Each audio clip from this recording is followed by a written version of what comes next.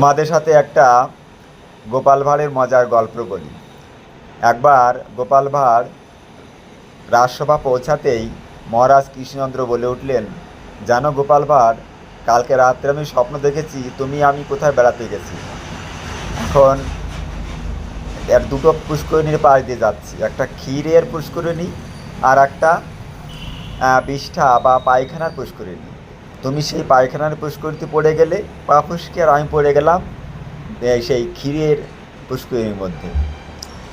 তা এই কথা শোনার সঙ্গে সঙ্গে সভাসদ যারা ছিল হো হো করে হেসে উঠল। তখন গোপাল ভাঁড় কি বলছে, মহারাজ তারপর কি হলো?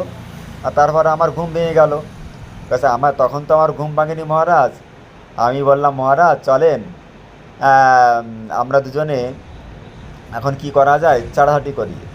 তাহলে আপনি, আমি আপনার গাছে আটতে রাখলাম আর আপনি আমার গাছে